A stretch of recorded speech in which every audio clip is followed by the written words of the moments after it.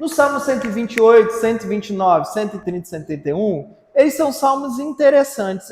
A igreja vai ler e eu vou escutar a igreja lendo. Amém? São salmos curtos, mas a gente vai parando para falar cada um. Para a gente chegar no texto lá em Hebreus que eu quero chegar com vocês. Então, por favor, quero ouvir a voz dos lindos irmãos lendo esse lindo salmo. Bem-aventurado todo aquele que teme ao Senhor, aquele que anda nos seus caminhos. Você comerá no fruto do seu trabalho, será bem-aventurado e próspero. A sua mulher será como videira frutífera dentro da sua casa.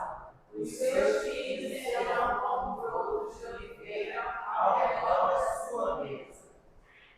Assim será abençoado o homem que teme ao Senhor. Que o Senhor abençoe desde Sião, para que você veja a prosperidade de Jerusalém todos os dias da sua vida. Que você veja os filhos dos seus filhos. Haja paz em terra. Bem? Então, você vê que é um salmo que está falando sobre família, sobre casamento, né? Que a família começa no casamento. A família começa quando um homem e uma mulher se juntam, né? Para ter filhos, para se unir em matrimônio, para continuar a genealogia de sua casa. É quando começa uma família. Por isso o texto lá em Gênesis vai dizer que deixará o homem, seu pai e sua mãe, e a mulher deixará seu pai e sua mãe, se unirão e ambos se tornarão uma só carne. Porque a família é constituída de pessoas que deixam um lar, duas pessoas que deixam um lar para se encontrar, para formar um novo lar. E quanto desafio é essa história do casamento? Porque são realidades, histórias, experiências, pensamentos que por causa da paixão, né? A paixão no coração, às vezes esquecem de conversar sobre assuntos primordiais, mas se unem. E quem não quer viver esse Salmo 128? Quem não quer ter uma família bem-aventurada? Quem não quer ter uma família que ande nos caminhos do Senhor? Que comerá do fruto do seu trabalho, né? Nosso governo come do nosso fruto do nosso trabalho, 40% quase todo mês, mais 60% ainda é nosso, né? Mas como é bom comer do fruto do nosso trabalho. Como é bom ir no mercado e falar aquilo que minha mãe falava que é caro, agora eu vou comprar para minha casa. Aí quando você olha o preço e fala, minha mãe estava certa, eu vou para o próximo, né? A gente, como é bom ir no mercado, comprar tudo que a gente queria, comprar coisas para dentro de casa. Como é bom adquirir uma casa, um carro, isso é bom. A Bíblia não condena essas coisas. O problema é atrelar a sua felicidade a essas coisas. O problema é atrelar ao dinheiro um local de adoração no lugar de Deus. Porque todas essas coisas, a comida, o carro, a TV, a casa, podem ser te tomadas. Nós conhecemos bem a história de Jó. Ele tinha tudo isso. E do dia para a noite passou um furacão na vida dele e levou tudo. E o que mais me entristece na história de Jó é que sempre sobrava alguém para trazer a notícia triste, né? Ô Jó, sabe o que aconteceu? Você perdeu tudo. Sempre tinha um trazedor de notícias ruins, né? E nem demorava muito. Acho que é por isso que tem aquele ditado que notícia ruim chega rápido, né?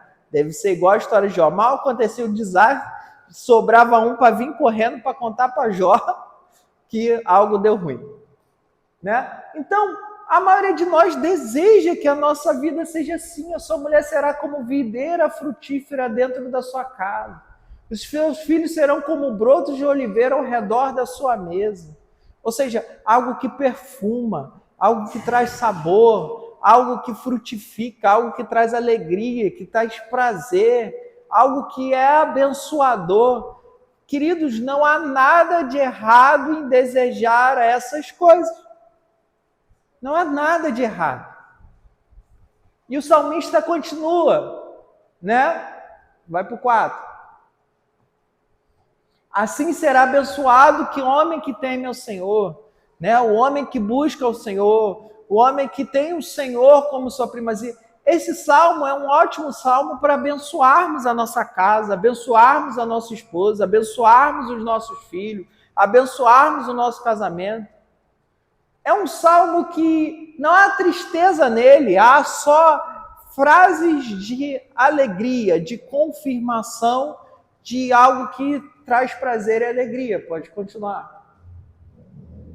Que o Senhor abençoe e dê Sião. E aí, essa prosperidade da minha casa começa a abençoar o local. Ou seja, quando há famílias abençoadas, quando há casas abençoadas, qual é o reflexo na sociedade? Há um país abençoado, há uma cidade abençoada. Toda a constituição e sociedade que nós temos depende dos seus cidadãos. E se esses cidadãos em família são um povo abençoado, automaticamente a cidade vai ser o quê? Abençoada. Você nunca viu uma cidade rica, próspera, pessoas ricas e prósperas, elas vão trazer o quê? Prosperidade à cidade. Quando você vê bairros que a gente chama de bairro de rico, normalmente lá é o quê? Organizado, limpo, arborizado, com atividades, com restaurantes, com várias coisas que estão atreladas àquilo. Então, a ideia do salmista é dizer, olha, se as famílias forem bem e forem prósperas, automaticamente haverá uma cidade próspera, haverá uma Jerusalém, e aqui ele está falando da ideia do templo, um sacerdócio servindo bem e próspero. Pode ir. Que você e seus filhos haja paz em Israel, porque é natural que uma sociedade bem educada resolva seus problemas como? Em diálogo, em processos justos. A justiça de um país com entendimento, prosperidade, é uma justiça que traz justiça, que não só traz juízo. Muito da nossa justiça, a justiça, irmãos, não é para fazer valer o direito do pobre sobre o rico ou do rico sobre o pobre. A justiça é para julgar o que é correto, o que é justo, o que é bom. A justiça não deveria pesar a sua mão porque alguém é rico ou porque alguém é pobre. E sim se alguém cumpriu ou não descumpriu a lei. E quando há um povo próspero, famílias prósperas, automaticamente essas leis são corretas. Queridos, países com um certo nível de prosperidade estão fechando cadeias e presídios. Porque não há a ideia de se cometer crimes por causa de roubo, assalto, porque não há falta de bens. Há outros motivos que levam a outros tipos de crimes. Porque é uma sociedade que entendeu o que é prosperidade de verdade. Não tem a ver com ter dinheiro. O Brasil pertence a uma das 10 maiores economias do mundo. Isso significa que o Brasil é um país que se gira muito dinheiro dentro dele. Mas há prosperidade para a maioria das pessoas? Há realmente uma tranquilidade econômica para a maioria das pessoas? Ou esse recurso está pouco concentrado na mão de algumas pessoas? Isso, ter o recurso não traz prosperidade. Ter o dinheiro não traz prosperidade. Se esse dinheiro não for distribuído com justiça. Houver um equilíbrio entre aquele que é o possuidor do recurso junto com aquele que presta o serviço. Precisa haver um equilíbrio. Não adianta a gente falar assim, não, vai lá e abre a sua empresa. Isso é a frase mais idiota que tem. Porque para a maioria que fala isso, abriu a empresa com recurso de alguma coisa ou de outra, ou alguma outra coisa. Então, mas então o empregado tem que ganhar igual o patrão. Não. Quem corre o risco do investimento? Quem corre o risco de perder? Quem tem o maior trabalho em gerenciar todas aquelas pessoas e garantir que no final do mês elas tenham um salário justo? Então, existe um equilíbrio. Existem países que encontraram pelo menos uma balança menos desfavorável do que a nossa. Não pode ter políticos, juízes e outras pessoas ganhando infinitamente mais do que a maior parte da população, porque eles não produzem nada, eles colhem daquilo que contribuímos da nossa produção. Como é que podem ganhar 3 a 4 vezes mais do que a média daqueles que eles estão ali para conduzir? Então, precisa haver um equilíbrio. Uma nação que tem esses quesitos tem um equilíbrio. Só que seria muito legal se a gente ficasse só no Salmo 128. Agora vamos para o 129? Vamos lá, vocês é que vão ler. Estou sem óculos.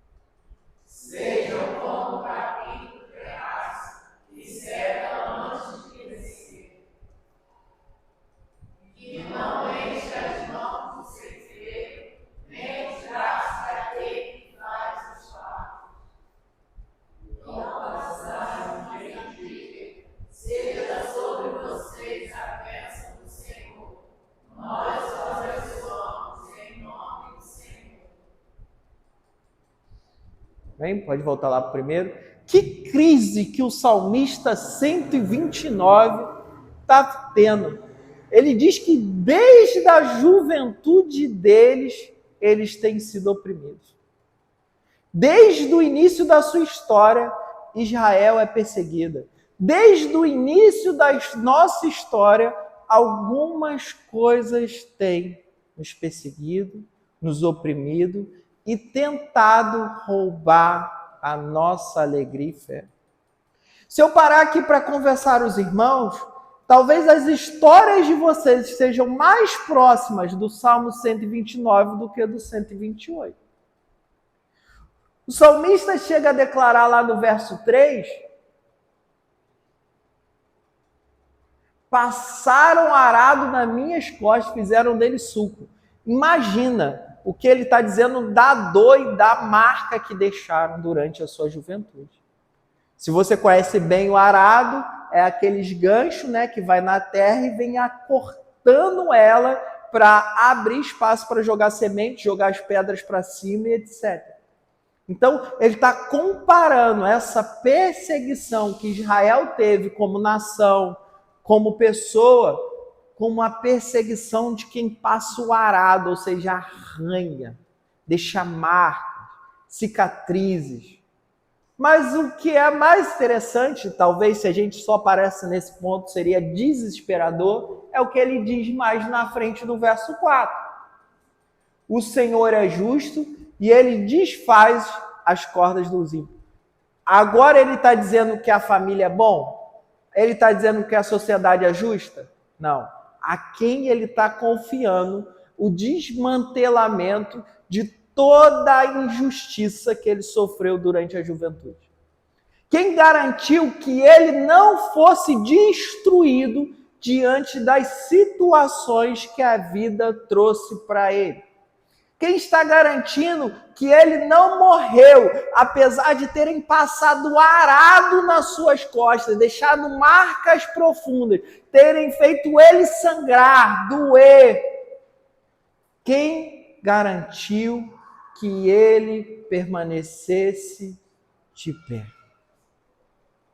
O salmista nos diz: o Senhor que desfaz as cordas dos ímpios. A nossa sociedade brasileira está mais parecida com isso. Trabalhamos, nos esforçamos, sonhamos com negócio, conquistas de casa própria, benefícios para a nossa família, mas cada dia é um escândalo de corrupção diferente. Cada dia parece que os nossos recursos são tirados da gente. Parece que carregamos marcas profundas de perda, de infelicidade, de não alcance. Se falamos do governo, quanto mais o que Satanás, desde que somos crianças, tem tentado deixar cicatrizes em nossa vida. Quantas vezes o diabo achou que tinha deixado uma cicatriz tão profunda na sua vida que fez você desistir do Salmo 128, que fez você pensar que não era esse o futuro que Deus tem para você, uma casa, uma família, uma prosperidade que traz paz para a sociedade. Quantas vezes o inimigo tentou te convencer que você não é merecedor de ser feliz? Com cicatrizes profundas. Mas olha, o Senhor, Ele desfaz os laços do inimigo. Tudo aquilo que Satanás tem tentado plantar na sua vida, tudo aquilo que Satanás tem tentado roubar que Deus te entregou, tudo aquilo que Satanás de alguma forma tentou te enganar, te convenceu de falsas verdades, o Senhor há de fazer justiça e desfazer esses laços na sua mente, na sua vida e na sua história. As cicatrizes, elas não vão sumir, mas elas serão a prova que o Senhor te sustentou e te mantém vivo até hoje. Elas não vão definir a marca que você carrega, mas vão definir o testemunho da graça e da misericórdia de Deus sobre a sua vida. Continua o verso. Retrocedam envergonhados todos que odeiam Sião. Agora ele compara de novo a cidade. Porque apesar de toda a perseguição, quando o Senhor faz justiça, quando o Senhor põe a mão, os perseguidores têm que o quê? Retroceder. 6. Seja como o capim do terraço, que seca de crescer. Ele começa a dizer o que acontece com os ímpios. Eles são como o capim do terraço. Quem sabe o que ele está dizendo é que algo que cresce onde não deveria, naturalmente vai morrer antes.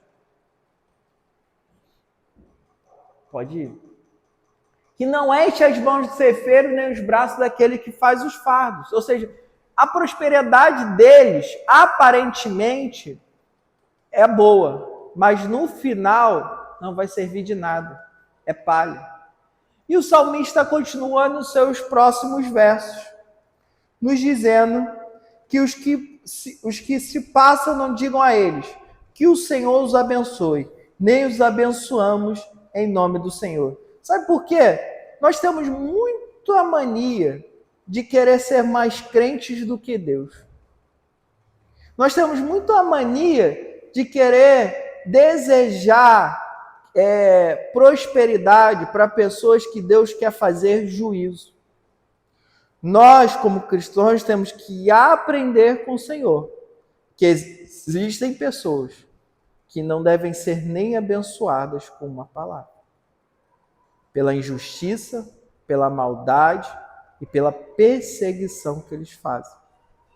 E quando o Paulo nos convida a orar pelos nossos perseguidores, Paulo, um judeu, alguém que conseguia profundamente as Escrituras,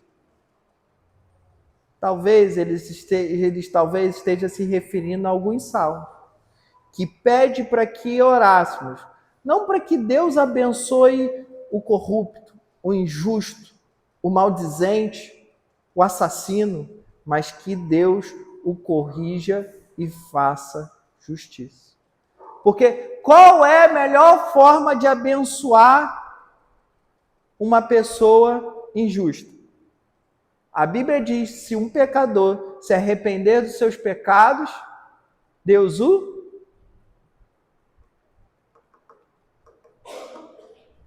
Se a gente ficou... Ou pensa nisso. Você ora assim: Deus, aquele homem ali é mó injusto, ele rouba, mata, estrupa, é violento. Que o Senhor possa abençoar a vida dele, para ele continuar matando, roubando, estrupando e violentando?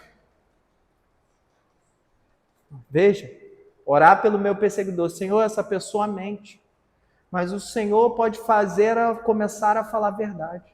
Senhor, essa pessoa rouba, ela faz injustiças financeiras, mas que o Senhor revele isso à sociedade e talvez através do escândalo ela possa se arrepender dos seus pecados e mudar de vida. Nós, muitas vezes, usamos uma métrica que não é a métrica que alguns salmos nos apresentam. Salmo 130. Leia aí para mim. Nas profundezas clamo a ti, Senhor.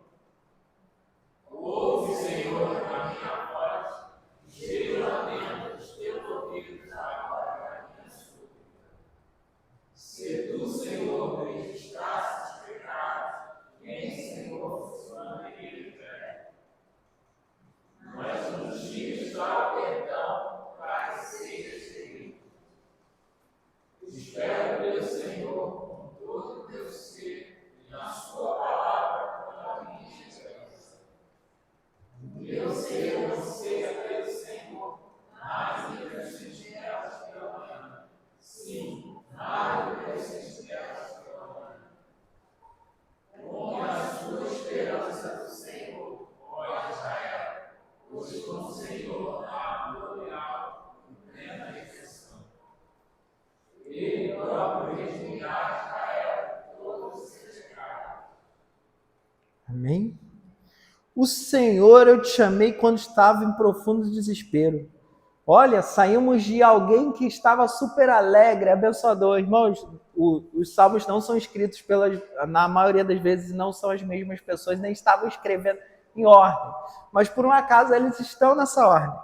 Então você imagina, agora ele está desesperado por ele. Porque, queridos, antes de clamarmos pela injustiça do outro, precisamos reconhecer as nossas próprias injustiças. Jesus foi bem claro quando disse: antes de corrigir o outro, conserte primeiro o seu. Antes de tirar o cisco do olho do outro, tire o vergalhão, o tapa-olho que está no seu. E esse salmista já entrou num modo tão desesperado que ele começa a clamar ao Senhor para que o Senhor o salve. Queridos, nós só vamos conseguir viver o Salmo 128 no dia que reconhecermos que precisamos da ajuda do Senhor desesperadamente. Alguns traumas em nossa alma são tão profundos que se a gente não reconhecer que precisa que o Senhor nos salve e nos trate, não serão sarados. A vida do crente é uma vida de eterno entendimento que ele é alguém auxiliado, cheio, preenchido, ensinado, conduzido pelo Espírito Santo. Quando esquecemos que a nossa vida precisa estar sempre sob a condução do Espírito Santo, acabamos nos perdendo nessa vida. E ele vai longe no verso 2, escuta o meu grito, Senhor. Queridos, quantas dores você tem no seu coração, mas que você nunca clamou pela ajuda do Senhor. Quantas dores, quantos pesos você carrega e você não tem coragem de dizer a Deus: Deus, eu quero me livrar desses pesos. Você já parou para pensar? Porque muitas vezes quando Jesus curava um coxo, ele mandava o coxo carregar a sua maca. Se ele não era mais coxo, por que ele tinha que carregar a sua maca?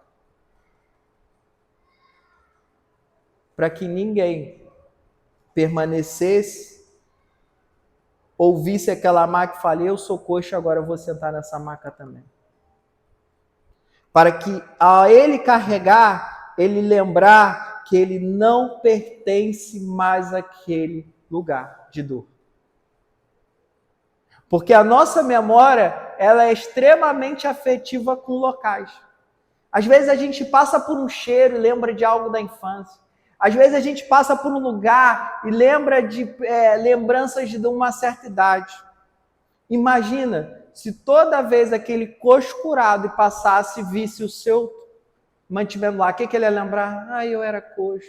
Ai, quantos anos de vida eu perdi. Ai, quantas vezes eu podia ter sido... Por que eu não encontrei Jesus antes? E em vez de se concentrar em viver o novo, ele ia ficar remoendo aquilo que ele perdeu. Mas não tem mais maca lá.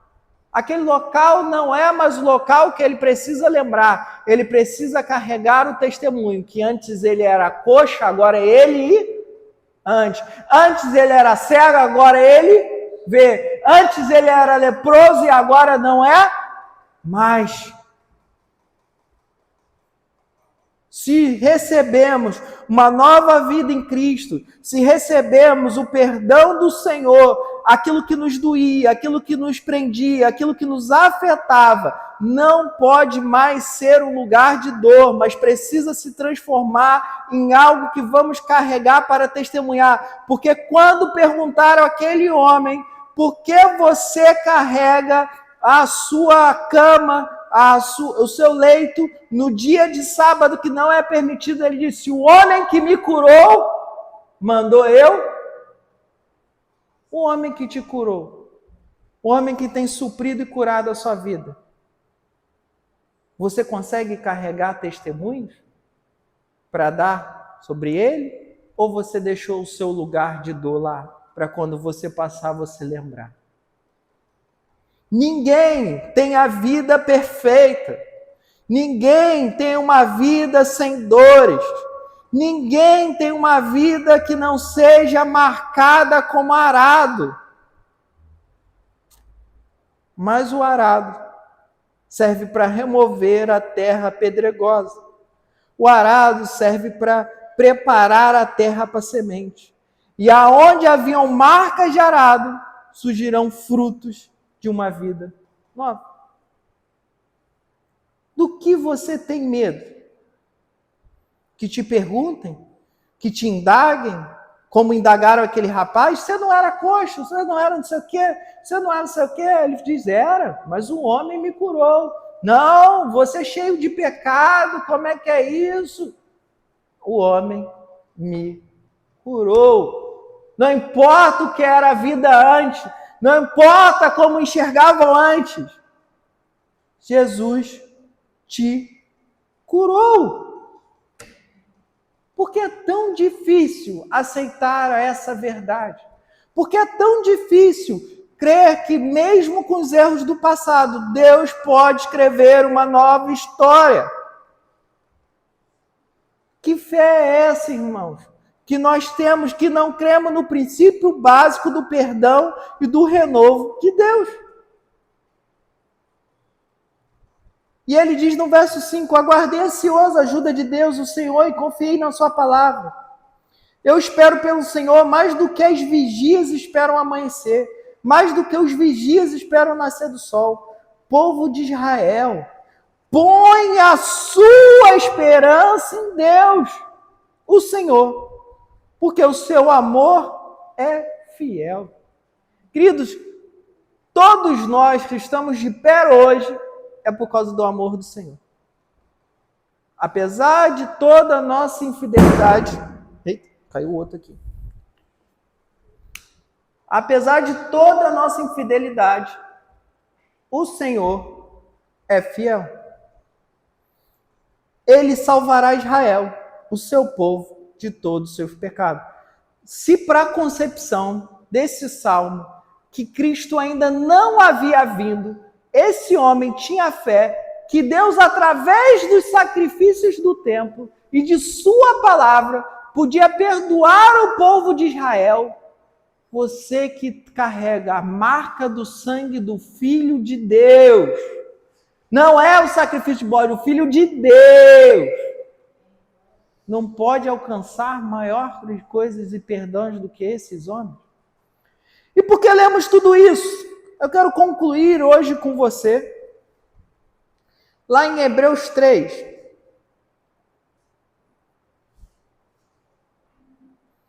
Vamos lá, em Hebreus 3. Hebreus 3, o autor de Hebreus, começa a fazer uma reflexão sobre Cristo. Verso 12. Leia aí para mim o verso 12. Bota lá o verso 12 e a amada igreja lê. Verso 12, 13 e 14.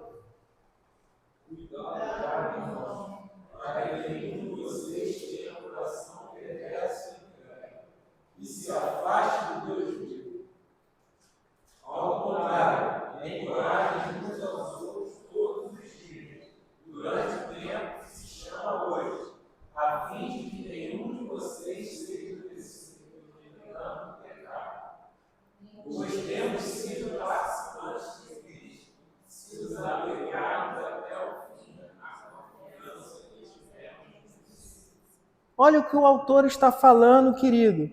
Meu irmão, cuidado que nenhum de vocês tem um coração mal descrente, que leve a se afastar do Deus vivo.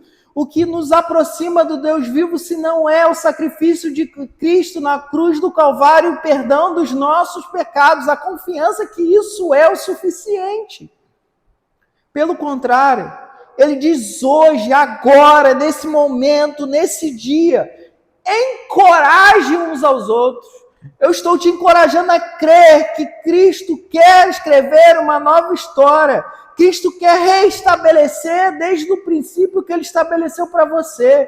Cristo não está preocupado com o seu passado, ele está preocupado com como você vai viver o tempo que você tem para o futuro. Quem gosta de passado é museu e o diabo. E os dois se encontram. Porque ficam todos lá no museu, que bela arte. Aí você vai descobrir a história do cara que fez a arte. Na época dele, o pessoal pagou R$1 por aquilo. Aí depois que ele está morto, enterrado, já passou 6 gerações, vale milhões. O que adiantou a arte para ele? Nada. Quem lucra com a arte deles são outros. Nós vivemos do dia de hoje, do que eu posso fazer hoje, do que eu vou crer hoje, do que eu vou decidir daqui para frente. Ele diz, não deixem de vocês enganar pelo pecado, porque o pecado ele é enganoso. Ele continua te dizendo, não, você errou, você não merece. Calma aí, eu errei, eu reconheço. Eu reconheço que errei. E Cristo me perdoou. E a escolha de que eu sei que eu errei e reconheça, porque daqui para frente eu não vou fazer igual. Conheço tanta gente que está no 2º casamento e é feliz. Quer dizer que ter acabado um casamento é certo? Não. Mas isso não significa que Deus não tem um futuro para nós. Não tem uma família. Conheço tanta gente que faliu uma empresa, faliu 2. Meu Deus, a 3ª. E deu certo na 4ª. Vi um rapaz no podcast falando que ele faliu 5 empresas até a 6ª dele dar certo. E toda vez que a empresa dele faliu, ele aprendeu com o erro que ele tinha cometido. Eu acho que eu não teria essa paciência. Na 2ª eu já falava, Deus, toma isso aí tudo de volta, não quero saber desse troço não. Mas ele perseverou. Abraham Lincoln perdeu várias eleições até ganhar uma. Outras pessoas, quantas vezes falharam até acertar? Porque na nossa mente a gente deixa o pecado nos convencer que não há mais destino, mais propósito, não há mais esperança para a gente. Se nós reconhecermos que precisamos mudar. Pois seremos companheiros de Cristo se continuarmos firmes até o fim, na confiança que temos tido desde o princípio. Antes de você cometer algum erro desse, você confiava em Cristo? Porque o seu erro fez você não confiar mais em Cristo. Ah, Paulo, eu confio em Cristo, mas não confio em mim. Ótimo, essa é a ideia. Porque você confia em Cristo, você vai confiar no que Ele diz sobre você e não sobre o que você acha que é. Porque aí muda tudo. O que Cristo diz que você é? Sumo sacerdote eleito, povo adquirido santo, adotados como filhos de Deus. E o que você diz quando se olha no espelho que é? O que você diz, querido? Quem te convence? O Espírito de Deus ou o seu espírito? Ou o pecado? Não endureça o seu coração. Não endureça. Quebrando seu coração diante do Senhor, confesse a Ele as suas dores, seus traumas, mas deixe Ele reescrever uma nova história. Deus é um cavaleiro. Ele não entra na história se não for convidado. Ele não faz o novo se você não permite. Ele respeita. Tem gente que não vai receber promessas de Deus porque já disse para Deus que não quer que Ele faça. Ok. Presente a gente dá para quem quer receber. Chego lá e falo, vou te dar um carro. O cara fala, não quero. Você vai dar? Ah, não, dá para outro que quer. Se não quer, tem alguém que quer. Deus é um cavaleiro, querido. Ele só está esperando você dizer, Deus, eu estou meio abalado, mas vai, faz do teu jeito. Ele vai, opa, é agora. Permita o Senhor entrar em lacunas, em feridas, em portas que você trancou e não deixa mais nem Deus entrar. Abra mão dessa chave, entregue essa chave na mão dele. Senhor, eu fechei essa porta, toma aqui a chave. Fica à vontade. Eu gosto muito quando ele continua em Hebreus 4. Ele vai falando sobre os que não entraram no descanso do Senhor. Ele começa a dizer a partir do verso 2, pois assim como aquelas pessoas ouviram, também nós ouvimos a boa notícia. Elas ouviram a mensagem, porém elas não lhe fez nenhum bem. Por quê? Porque quando a ouviram, não receberam com fé. Deus está falando essa noite para você. Receba minhas boas notícias. Receba a minha palavra. Receba aquilo que eu já te dei. Com fé.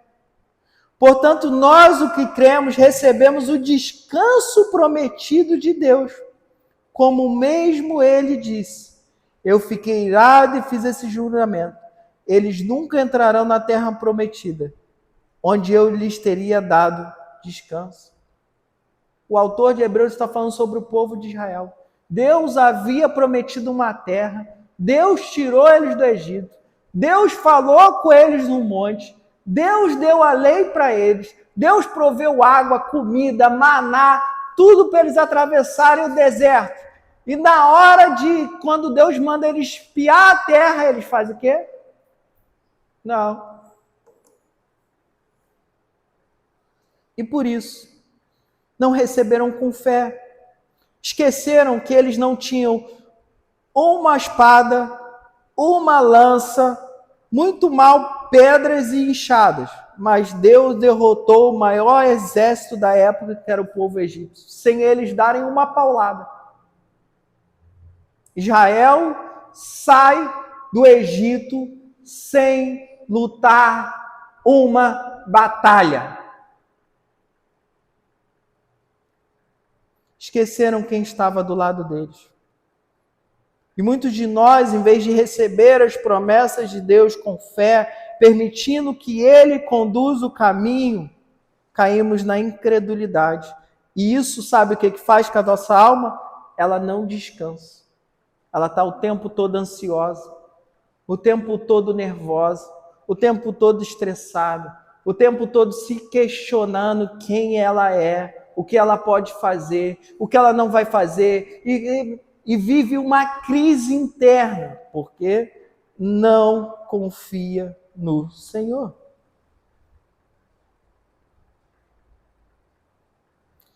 Ele disse ainda, embora o seu trabalho já estivesse terminado desde o tempo que havia criado o mundo, pois a respeito do sétimo dia está escrito o seguinte, em alguma parte da Escritura Sagrada, no sétimo dia Deus descansou de todo o trabalho que ele havia feito. E o mesmo assunto é repetido, eles nunca entrarão na terra prometida, onde ele lhes teria dado descanso. Aqueles que foram os primeiros a ouvir a boa notícia não tiveram a fé, por isso não receberam esse descanso. Portanto, há outros que vão recebê-la.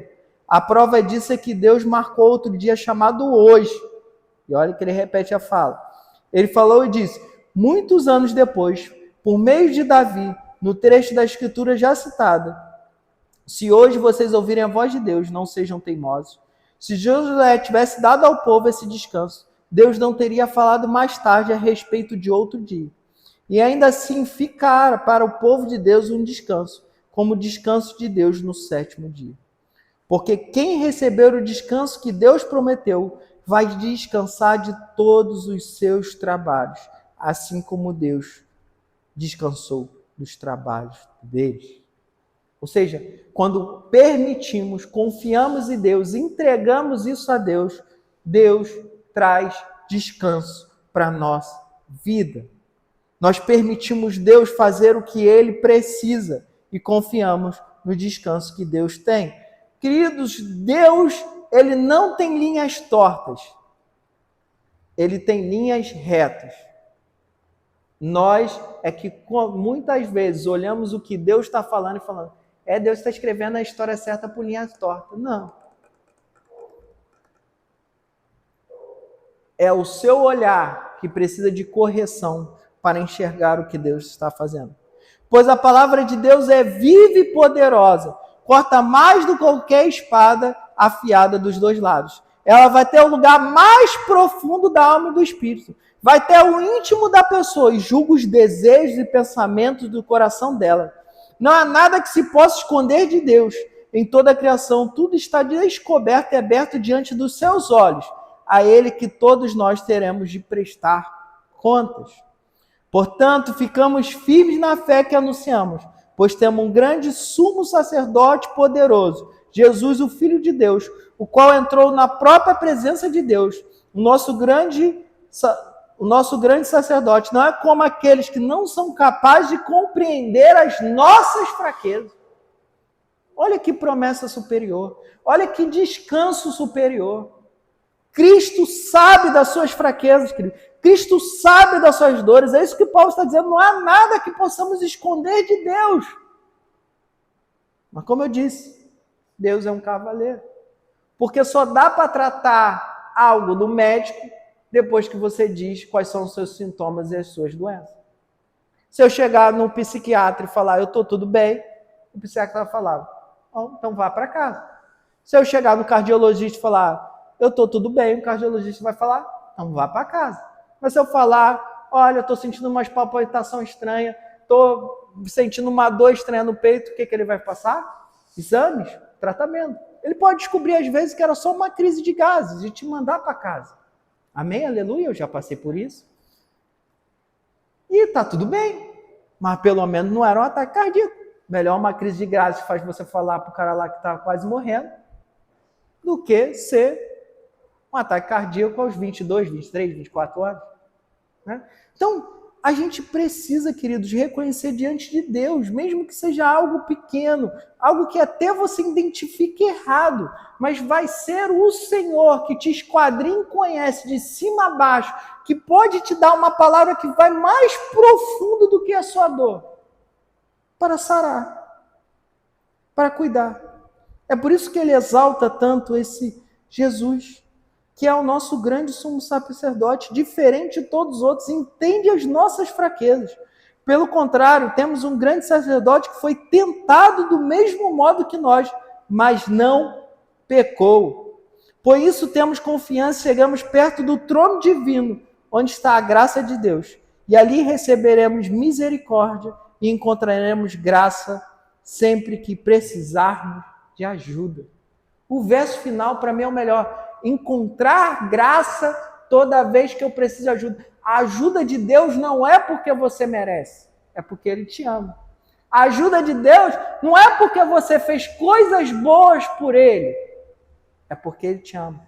A ajuda de Deus não tem a ver com quanto crente você é, tem a ver com quanto pai Ele é. E aí, você crê que é filho para receber a ajuda desse pai? Você crê que é filho para se submeter ao tratamento desse pai? Você crê que é filho e pode entregar hoje as suas dores, os seus traumas, as suas palavras de maldição que você lança sobre si mesmo e confiar que todos nós, nesse mês que se encerra da família, vamos celebrar o Salmo 128? Você pode crer que Deus ainda tem o Salmo 128 para nós? Você pode crer que Deus ainda tem uma família, uma mesa prolífera, uma casa alegre, e essa casa mudará a sociedade que vivemos? Se cada um entendesse que a sua casa é uma peça fundamental de uma cascata muito maior para mudar o fluxo da nossa sociedade, a gente não estava tentando tanto mudar o mundo, mas estaria vivendo muito melhor os nossos lares para mudar o mundo. Um certo filósofo perguntaram a ele que se ele achava que essa geração mudaria o mundo. Ele disse: ela não arruma nem a cama. Como é que vai mudar o mundo? Você entende isso? Que essa noite possamos sair daqui convictos que Deus nos chamou para entrar no seu descanso, fazer o que devemos, confiarmos nele com fé e receber essa palavra com fé. E diante de todas as adversidades, nossa, quase não saiu, diante de todas as provações, diante de todas as marcas que a vida tem tentado deixar na nossa história, são apenas sucos criados para que uma semente seja depositada e dê frutos. Diante de todas as marcas, feridas que nos pararam, Deus vai nos fazer carregá-las para testemunharmos da graça, do amor e do seu perdão sobre as nossas vidas. Amém? Amém? Me alegro em estar com vocês essa noite e compartilhar essa palavra de fé. Amém? Vamos cantar um louvor nesse final? Você possa fazer nesse momento, esse louvor, a sua oração? Amém? Depois a gente vai estar para os anúncios e recados.